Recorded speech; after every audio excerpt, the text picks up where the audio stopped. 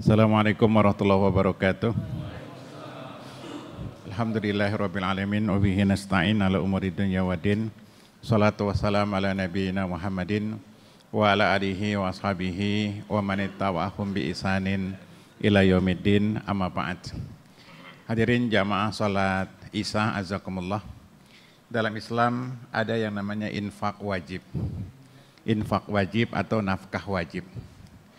Yang pertama, nafkah wajib itu nafkah kepada anak istri dan juga nafkah kepada orang tua. Ini banyak sekali dalilnya. Yang kedua, nafkah wajib itu adalah zakat. Zakat termasuk nafkah wajib. Dan kita ketahui zakat ada dua, zakat fitri maupun zakat mal. Teman, zakat mal ada ketentuan haul dan nisab. Haul selama setahun, nisab 85 gram emas. Jadi kalau Bapak punya uang, punya tabungan, dan punya emas, itu digabung, semuanya itu sekitar 140 juta, maka udah wajib zakat harta. Tapi dikeluarkannya setahun. Jadi kalau orang punya 140 juta, selama setahun tidak berkurang bahkan bertambah, maka kena zakat. Jadi kalau tahun ini Ramadan ini Bapak punya uang 140 juta, sampai tahun yang akan datang itu enggak berubah atau bertambah, maka kena zakat mal. Kalau punya uang 140 juta kemudian habis lebaran habis, itu enggak kena wajib zakat. Berarti kita sama nasibnya, ya. Miskin, miskin gitu ya. Kalau orang umpamanya asetnya terpendam, nggak bergerak selama sebanyak 140 juta setahun, itu baru kena zakat mal. Jadi bapak-bapak, zakat mal itu digabung antara uang cash, tabungan, dan emas. Ya, kalau sampai 85 gram, sekitar 140 juta, maka baru kena zakat.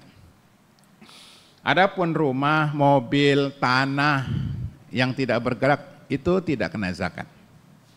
Ya, kontrakan, ya, ini semua nggak kena zakat. Yang kena zakat harta yang bergerak, cash, uang, baik uang rupiah, dolar, dan yang lainnya itu semuanya kena zakat kalau di atas 140 juta. Ini namanya zakat mal. Nah, penyerahan zakat mal ini harus jelas. Jangan sampai kita mengeluarkan harta bayar zakat ternyata bukan zakat. Misalkan orang punya uang 200 juta, maka zakatnya 5 juta. Jadi panitia kalau ada yang bayar zakat, kasih tahu zakat harta itu Pak 2,5%. Jadi jangan sampai orang punya uang 1 miliar, dia hanya bayar 5 juta. Ini nggak sah. Dia harus bayar 25 juta kalau 1 miliar. Kalau yang bayar zakat bilang saya ngerti, sebagian saya kasih asalam, sebagian saya bayar zakatnya di IKN. Gitu. Ya kan, nggak tahu yang terima siapa di IKN kan gitu. Ya. Maka nggak apa-apa, Bapak pencar-pencar duit zakat. Dan yang utama memang zakat di mana Bapak tinggal di situ. Bapak tinggal di sini di Bekasi, bayarlah zakat di seputar Bekasi. Supaya tidak ada kecurigaan orang-orang miskin bahwa orang kaya itu pelit. Orang kaya sudah menginfakkan zakatnya. Walaupun boleh bayar zakat di kampung boleh, tapi yang utama di tempat dia tinggal. Jadi jamaah sekalian, zakat ini memang hal yang strategis di masyarakat. Jangan sampai kita salah pengelolaan zakat. Jangan kasih zakat itu orang yang tidak sholat, kata para ulama. Sebagai peringatan mereka orang yang enggak sholat. Ini sholat kagak, puasa kagak, gitu. Tadarus apalagi, minta THR. Zakat tuh usahakan yang sholat. Makanya kayak di Arab Saudi, orang ngeluarin zakat sodako itu di masjid. Mereka nongkrong di pintu masjid. Kalau lihat muka Indonesia, wah ini pasti susah nih, pasti susah. Ya kan? Iya aja kan? Susah lah. Orang kita hidup nggak ada yang jamin, maka mereka bayar yang di masjid. Kita salah bayar zakat itu kepada orang-orang yang bawa-bawa gerobak, bawa-bawa karung. Itu cuma acting.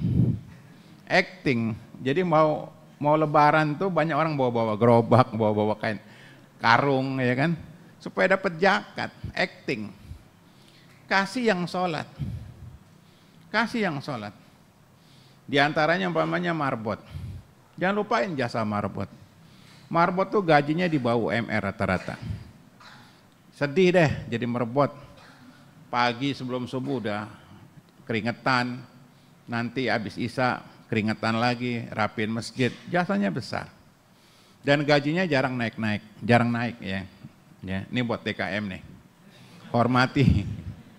Nah, ketika ada uang zakat, itu kasih yang gede nggak apa-apa, ya kasih 20 juta gitu, iya langsung pulang kampung tuh ngacir tuh. Iya.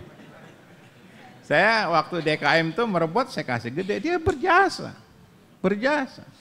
Jangan orang nggak jelas, nggak pernah ke masjid, cuma gara-gara miskin kita kasih, kurang utama. Yang utama yang jelas-jelas punya jasa pada Islam, pada kaum muslimin gitu. Ya, guru-guru ngaji itu. Jadi jangan bayar zakat mal itu terlalu pamer. Orang ngantri depan rumah kita kasih ya 100 gitu. Yang bagus kita datangi mereka. Berikan zakat kita kepada mereka, datangi. Dan zakat nggak harus dipecah. Zakat boleh utuh, bulat. Misalnya Bapak punya uang 10 miliar. Yang nyender nih, 10 miliar duitnya itu. Gitu. 10 miliar 255 juta. 250 juta, Pak. Boleh kasih satu orang. Misalnya adik kita, kakak kita, karena zakat yang paling utama kerabat terlebih dahulu. Nih Bang, zakat nih 250 juta. Pingsan langsung tuh. Iya. Boleh nanti tahun depan adiknya gitu. Boleh juga dibagi-bagi. Jadi nggak harus dibagi-bagi karena image di masyarakat kita harus dibagi-bagi. Gocap orang miskin gitu. Boleh kayak gitu tapi capek. Lihat yang paling urgen yaitu keluarga. Kalau keluarga tajir semua misalnya, maka boleh kita yang lain di luar keluarga kita kasih. Dan sekali lagi yang utama yang di masjid. Ya, yang jelas orang-orang baik. Kelihatan lah orang miskin tuh kelihatan, mukanya kelihatan. Gak bisa dibohongin. Walaupun naik Mercy, orang lihat ini muka supir gitu. Iya, kelihatan. Walaupun naik sepeda, orang kaya kelihatan mukanya tuh. Iya, muka Pertamax. Ini Pertamina nih pasti nih, gitu. Kelihatan walaupun naik sepeda itu orang kaya. Makanya saya sarankan zakat tuh nggak usah kemana-mana, di masjid saja. Kasih, kelihatan. Sendalnya juga kelihatan kalau orang susah, ya kan? Kadang warnanya beda gitu. Satu biru, satu merah. Nah ini saya mau terangkan karena efektivitas zakat itu banyak yang keliru. Nggak sah zakat diberikan ke masjid, nggak sah. Pada prinsipnya zakatku kepada person, orang. Pada orang, bukan kepada lembaga, bangunan, sekolah, pesantren, berzakat nggak sah. Berzakat orangnya. Ya, dan yang terbanyak sekarang fakir miskin. Boleh yang lain fisabilillah. Fisabilillah itu dai.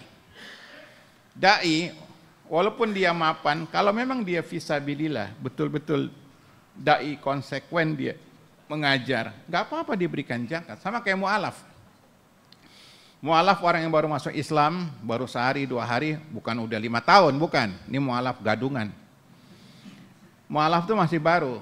Walaupun dia kaya, berhak dapat zakat. Bagaimana di masa Nabi SAW. Boleh kita bayar zakat. Dia mu'alaf, bro nih 10 juta. bayar zakat. Ya, walaupun dia mapan.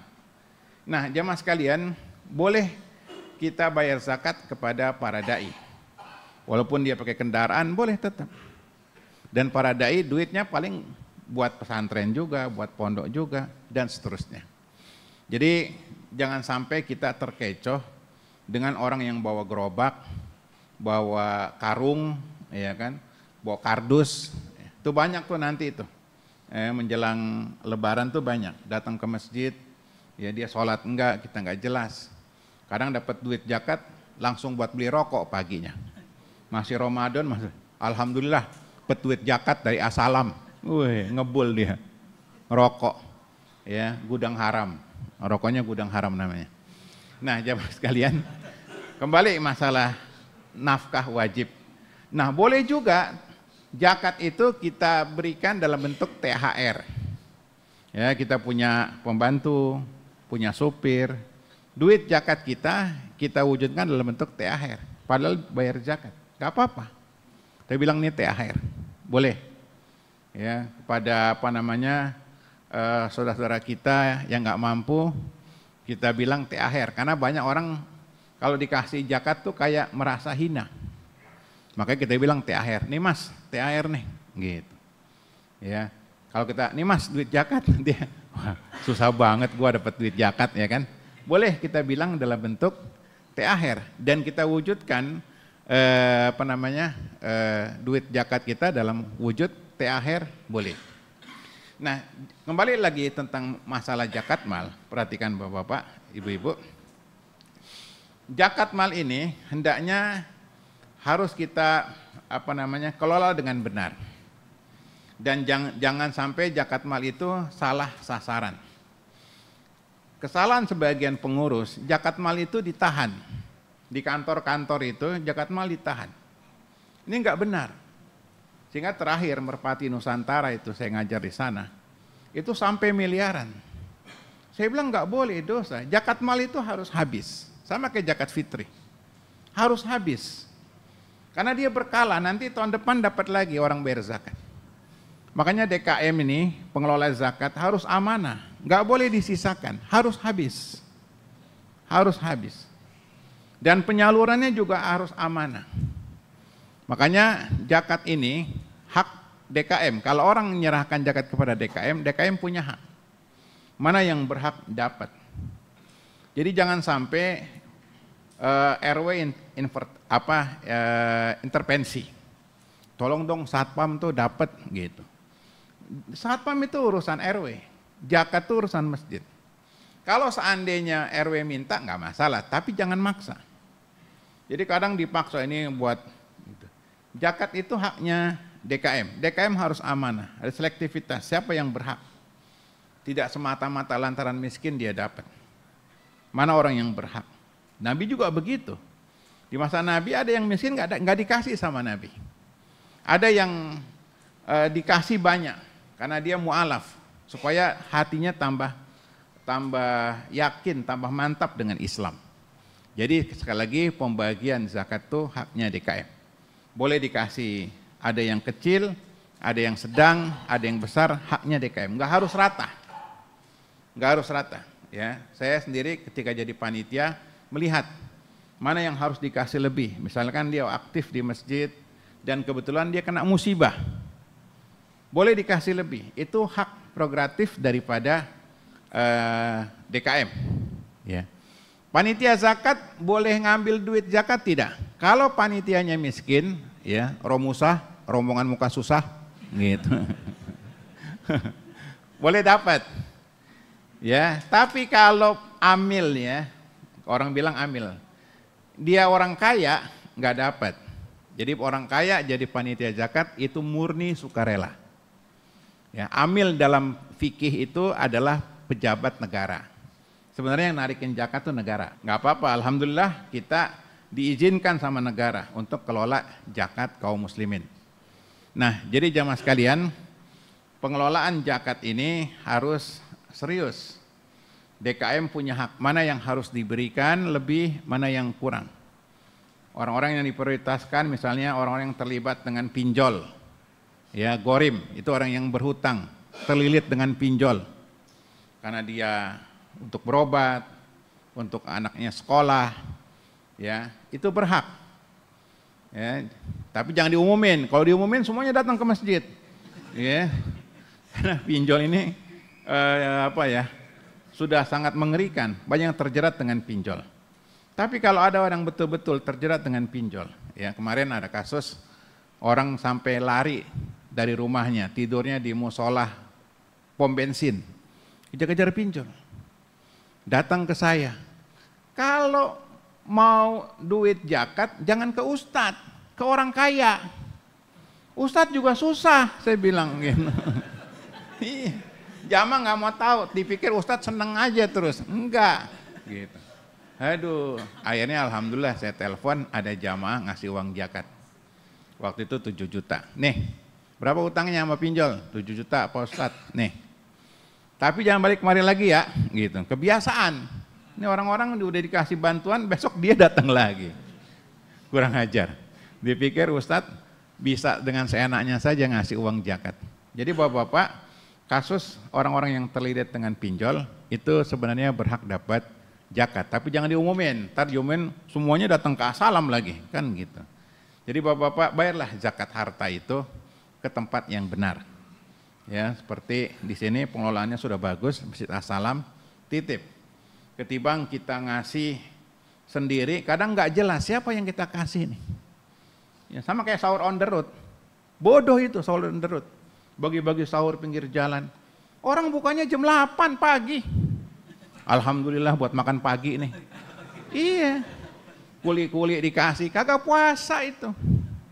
Sama buka puasa tuh di pinggir jalan. Mereka jarang yang puasa orang-orang itu. Terang-terangan ngerokok, terang-terangan buka. Kasih di tempat yang baik di masjid. Ya, kasih yang masjid. Ya, buat ustadz habis ceramah, kasih ustadz. Gitu. Dapat kebuli nih, alhamdulillah. Ya, makasih banyak buat jamaah As-Salam nih. Semoga yang ngasih buka puasa, yang ngasih sahur, rezekinya ditambah oleh Allah Subhanahu wa taala. Demikian, subhanakallahumma bihamdika, asyhadu an la ilaha illa anta astaghfiruka wa atubu ilaik. Assalamualaikum warahmatullahi wabarakatuh.